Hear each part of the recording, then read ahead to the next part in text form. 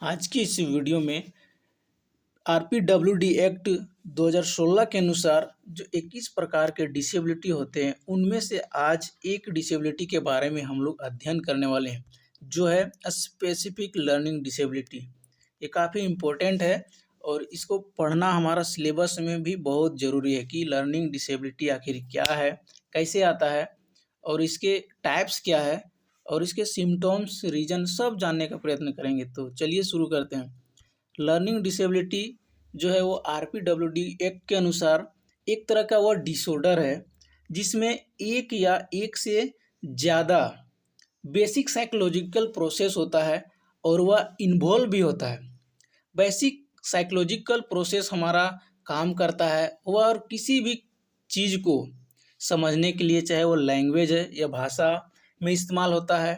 इसके अलावा भाषा रिटेन भी हो सकती है और वह स्पोकन भी हो सकती है। तो ये दो प्रकार के जो हमारा मतलब लैंग्वेज है, रिटेन या स्पोकन, तो ये दो प्रकार से हो सकता है। पर हमारा जो लर्निंग है वो साइकोलॉजिकल प्रोसेस है और वो इन्वॉल्व होता है और कहीं ना कहीं वो इफेक्ट भी होता है। तभी हमें बोलने में, पढ़ने में और रिकॉग्नाइज करने में या फिर लर्न करने में हमें दिक्कत होती है, चाहे वो मैथमेटिकल हो। और इन सारी जो सिग्निफिकेंट है, जो इम्पैक्ट है, उसमें कहीं ना कहीं डिफ़िकल्टी आती है और डिफ़िकल्टी आने के कारण मैनिफेस्ट होता है।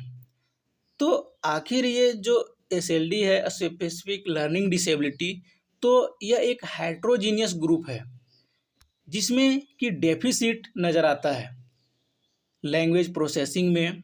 लैंग्वेज प्रोसेसिंग स्किल, चाहे वह स्पोकन हो चाहे वो रिटेन हो, तो ये दोनों किसी में भी हो सकती है और ये कहीं ना कहीं ये हमारा रिफ्लेक्ट होता है।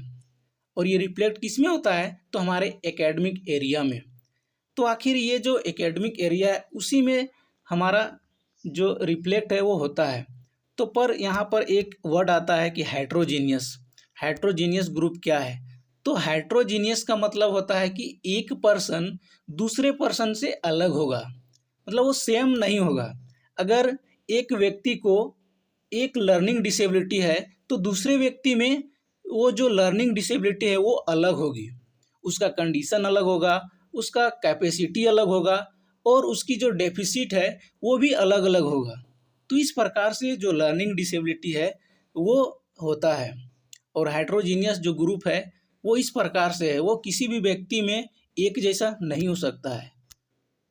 डेफिसिट जो होता है वह एक प्रक्रिया में होता है, प्रोसेस में होता है। और किसी भी चीज़ के लिए प्रक्रिया बहुत मायने रखती है। और वह प्रक्रिया क्या है? जब हम लोग बोलते हैं, मान लीजिए हम लोग जब बोलते हैं तो उसमें भी एक प्रोसेस होता है।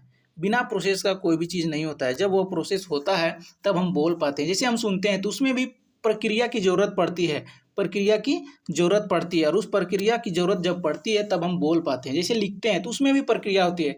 तो लिखते हैं तो उसमें हमें आंखों से देखना पड़ता है, पेन पकड़ना पड़ता है, फिर हमारा दिमाग का कंसंट्रेशन एक जगह पेन में स्थिर होता है, तब हम वो लिख पाते हैं। ठीक है, तो इस प्रकार से जब हम सुनते हैं तो उसमें भी स्पीच में आपको पता होगा कि किस प्रकार से हम सुन पाते हैं। तो कहीं से जब साउंड आता है या साउंड जो भी हमारे अंदर इंफॉर्मेशन आता है तो वो कहीं ना कहीं से आता है, तो किसी न किसी प्रक्रिया से वो गुजर के आता है, तभी हम उसको सुन पाते हैं। तो इस तरह से जब हम कर पाते हैं तो वो एक अलग अलग प्रक्रिया से गुजर कर हमारे अंदर में आता है और हम सुन पाते हैं। तो ये जो प्रोसेस में प्रॉब्लम होती है, जब किसी भी प्रोसेस होता है तो उसमें जब प्रॉब्लम होती है तो वो डेफिसिट होता है, उस सिचुएशन में डेफिसिट होता है और वो कंडीशन दिखाई पड़ता है, चाहे वो लैंग्वेज में होगा, यानी कि बोलने में, लिखने में, कहीं ना कहीं हमारी उन स्किल को हैम्पर करती है। हमारा जो स्किल होता है लिखने का, बोलने का, सुनने का, जो हमारा स्किल होता है तो वो हैम्पर हो जाती है। तब हम उस स्किल को परसेप्चुअल डिसेबिलिटी कहते हैं कि हमारा जो भी स्किल था उसमें हैम्पर हो जाती है, गड़बड़ी हो जाती है, प्रॉब्लम आती है, तब उसे परसेप्चुअल डिसेबिलिटी कहा जाता है।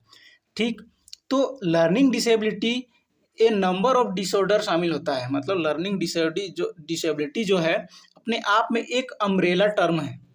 ये आप देख सकते हैं कि लर्निंग डिसेबिलिटी जो है अपने आप में एक अम्ब्रेला टर्म है और वह जैसे कि सेरेब्रल पॉल्सी यानी सीपी में भी अम्ब्रेला टर्म होता है, ऑटिज्म में भी अम्ब्रेला टर्म होता है। तो इस प्रकार से जो एक डिसेबिलिटी में उसी तरह के अलग अलग कंडीशन, बहुत सारी कंडीशन होती है, तो मल्टीपल टाइप की इशू डेफिसिट होती है, मतलब मल्टीपल टाइप के जो इशूज है वो डेफिसिट होती है। और इम्पेयरमेंट इनका परसेविंग में परसेप्चुअल कोई भी चीज़ को देखते हैं तो हमारी जो धारणा बनाते हैं वो जैसे अपने आप धारणा बनाई होगी कि हमें अच्छा है या बुरा है। जब हमको लगता है कि ये अच्छा है तो क्या है कि हम दूसरा सोचने लगते हैं कि नहीं ये अच्छा नहीं है, ये बुरा ही होगा। वो अच्छा भी होगा तब भी हमें क्या लगता है कि वो नहीं, वो बुरा काम किया है, वो बुरा है, और हमारा जो धारणा है वो बुरा सोचती है। तो ठीक उसी प्रकार की कोई व्यक्ति जब बुरा करता है तब भी हमें क्या लगता है कि नहीं वो बुरा नहीं है, वो अच्छा हो सकता है। तो इस प्रकार की जो हमारी धारणा है वो बनी रहती है, और इस तरह से हमारा जो परसेप्शन है हम अच्छा बना के रखते हैं तो वह बुरा सोचने लगते हैं। अगर अच्छा बना के रखे हैं तो हमें बुरा लगता है, और अगर बुरा बना के रखे हैं तो हमें वो अच्छा लगता है। परसेप्शन थिंकिंग, जो हम सोचते हैं, और रिमेम्बरिंग यानी जो हमें याद करना पड़ता है, हमारे दिमाग में कॉन्सेंट्रेट होता है, और लर्निंग जो हम सीखते हैं, लर्निंग जो हमें नए नए चीज़ों को सीखने में प्रॉब्लम होती है। तो इस प्रकार से हमारा जो थिंकिंग है वो अलग नहीं हो पाती है, सोचने में भी प्रॉब्लम होती है।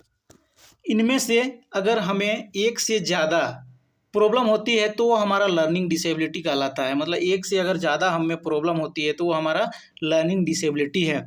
लैंग्वेज प्रोसेसिंग, तो इस प्रकार से लैंग्वेज प्रोसेसिंग में हमें दिक्कत।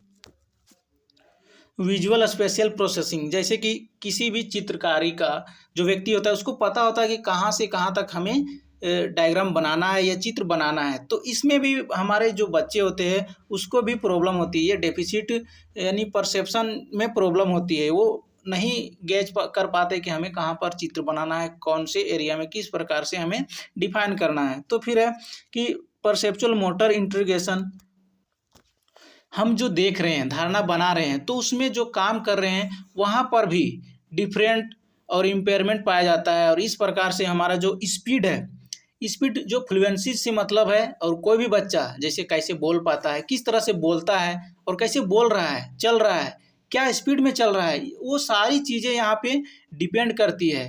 तो फिर है कि मेमोरी एंड अटेंशन, जो हमारा मेमोरी है वो कैसे याद कर पाता है, उसमें कैसे वो स्टोरेज कर पाता है कि हम क्या पढ़े हैं, क्या सोच रहे हैं, इन सारी चीज़ें जो है वो हमारा मेमोरी अटेंशन पे काम करता है। फिर एक्विजिटिव फंक्शन, एक्विजिटिव फंक्शन जो हमें इन्वॉल्व करता है कि एक्शन लेने के लिए हम किस तरह से एक्शन लेते हैं। सो एक्विजिटिव फंक्शन में प्रॉब्लम हो सकती है, कितने चीज़ दिमाग में स्टोर करती है, ये तो हमारा मेमोरी हो गया कि कितने चीज़ हमारे दिमाग में स्टोर होता है, कितना किस चीज़ पर हम फोकस कर पाते हैं, ये सभी हमारे जो है एक्विजिटिव फंक्शन और मेमोरी अटेंशन इस सब में काम करती है। तो फिर है कि इंटरफेयर, मतलब ये इंटरफेयर कर सकती है, तो किस में कर सकती है, तो ओरल लैंग्वेज में, रीडिंग में, रिटन लैंग्वेज, मैथमेटिक्स और ऑर्गेनाइजेशन और सोशल स्किल्स, तो इन सारे में हमारा जो इंटरफेयर है वो कर सकती है। तो टाइप ऑफ जो डिसेबिलिटी है, लर्निंग डिसेबिलिटी है, तो वो 4 प्रकार के होते हैं, लेकिन हमारे सिलेबस में 5 प्रकार का पढ़ना है। जैसे कि डिसलेक्सिया हो गया, डिसकैल्कुलिया, डिसग्राफिया और डिसप्रेक्सिया, और एक है डेवलपमेंट एफेक्सिया। तो ये 5 प्रकार के हमें पढ़ने होते हैं। तो आइए इस पैराग्राफ में समझते हैं कि लर्निंग डिसेबिलिटी जो है डिसलेक्सिया है, तो उसका क्षेत्र क्या है, किस में प्रॉब्लम होती है, और उसका एग्जाम्पल किस प्रकार से, ये सारा समझने का काम करेंगे। चलिए शुरू करते हैं। डिसलेक्सिया, तो इसमें किस क्षेत्र में, तो हमें प्रोसेसिंग लैंग्वेज में प्रॉब्लम आती है, यानी भाषा प्रक्रिया। तो इसका सिम्टम्स इंक्लूड ट्रैवल विथ में क्या है, तो रीडिंग, पठन, लेखन, स्पेलिंग, ये सब में जो है वो सिम्टम्स इसके होते हैं। फिर एग्जाम्पल में क्या है, तो जो शब्द है, अक्षर है, गलत लिखे जाने या पढ़े जाए, जैसे लेटर एंड वर्ड्स में भी रिटेन और प्रोनाउंस्ड इनक्यूरेटली, तो इसमें जो है जो शब्द है, अक्षर है, ये गलत लिखे या पढ़े जा सकते हैं। नेक्स्ट है डिसकैल्कुलिया। डिसकैल्कुलिया में इसका जो क्षेत्र है वो क्या है, तो मैथ स्किल एंड कॉन्सेप्ट, यानी मैथमेटिक्स में प्रॉब्लम आती है, तो उसी को हम डिसकैल्कुलिया कहते हैं। जैसे कि आपको कोई पूछ दे कि डिसकैल्कुलिया में क्या होता है, कौन सा डिसेबिलिटी है, तो उसमें क्या है, तो मैथमेटिक्स स्किल जो है, जो कॉन्सेप्ट है उसमें उसको प्रॉब्लम होती है। फिर क्या है, तो जो ये कौशल है डिसकैलकुलिया है, तो इसमें जो है गणित और गणित के नियमों को याद रखना, समय, रुपया, पैसे का ज्ञान एवं गणित का अर्थ को ग्रहण करना। जैसे एग्जाम्पल में देख सकते हैं कि 2, 3 या 4 का गणना सीखने में कठिनाई होती है अथवा गणित से संबंधित अन्य कठिनाई होती है, यानी 2, 3, 4 की जो गणना है उसमें उसको प्रॉब्लम होती है, जिसके कारण अन्य जो गणित से संबंधित क्वेश्चन होते हैं या फिर रीजनिंग होते हैं उनमें उसको प्रॉब्लम होती है। नेक्स्ट है डिस्ग्राफिया। डिस्ग्राफिया में क्या है, तो रिटेन एक्सप्रेशन यानी लेखन या अभिव्यक्ति में उसको प्रॉब्लम होती है। जैसे कि हस्तलेखन यानी hand writing, spelling, expressing idea on paper, यानी स्पेलिंग लिखित रूप से अपने विचारों को अभिव्यक्त करना, लिखित रूप से कर पाना। तो जैसे कि उदाहरण में क्या है, तो अयोग्य हस्तलेखन लेखन, विचारों के संगठन में कठिनाई तथा विचारों को पेपर में उतारने में कठिनाई। आप यहाँ पर देख सकते हैं कि उसको जो है प्रॉब्लम होती है कि अपना एक्सप्रेशन को वो कैसे पेपर में उतार पाता है, तो उसमें भी कठिनाइयाँ उसको होती ही है। नेक्स्ट है कि डिस्प्रैक्सिया।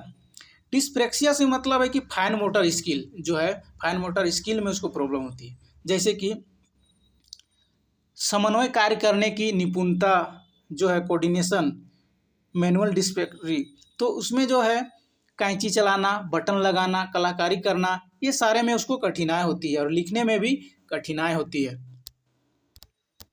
नेक्स्ट हमारा जो 5वां टाइप है वो डेवलपमेंटल एपेक्सिया है। तो उसमें लैंग्वेज मोटर डिसऑर्डर, वो लैंग्वेज मोटर डिसऑर्डर है, उसमें लैंग्वेज मोटर में उसको प्रॉब्लम होती है। तो इस प्रकार से हमारा जो टाइप्स ऑफ लर्निंग डिसेबिलिटी था, प्रिविलेंस ऑफ एसएलडी यानी अधिगम जो अक्षमता है लर्निंग डिसेबिलिटी है, तो उसके प्रसार क्या है। तो पहला है कि in India SLD range from 5% and 15% in warriors studies, यानी अलग अलग अध्ययनों के माध्यम से भारत में विशिष्ट अभिगम क्षमता जो अक्षमता है उसका प्रसार 5% से 15% तक है, मतलब 5% से 15% तक इसका जो प्रसार है वो है। नेक्स्ट है कि boys being more affected than girls, यानी लड़कियों की अपेक्षा में लड़के ज़्यादा प्रभावित होते हैं, और इसमें क्या है कि जो लड़कियों से ज़्यादा लड़का जो है वो अधिक प्रभावित होते हैं।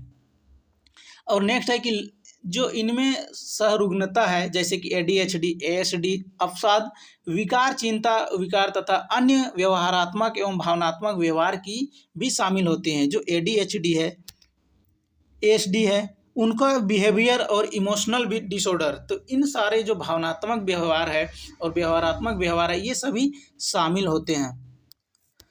इस वीडियो में आज इतना ही। नेक्स्ट वीडियो हमारा ये पार्ट 1 है, पार्ट 2 जो आएगा वीडियो, उसमें हम साइकोलॉजिकल प्रोसेसिंग के बारे में जानेंगे कि अटेंशन क्या है, परसेप्शन, ऑर्गेनाइजेशन, मेटा कॉग्निशन और मेमोरी, इन सारे पर हम चर्चा करेंगे। तो ये वीडियो यहीं पर एंड कर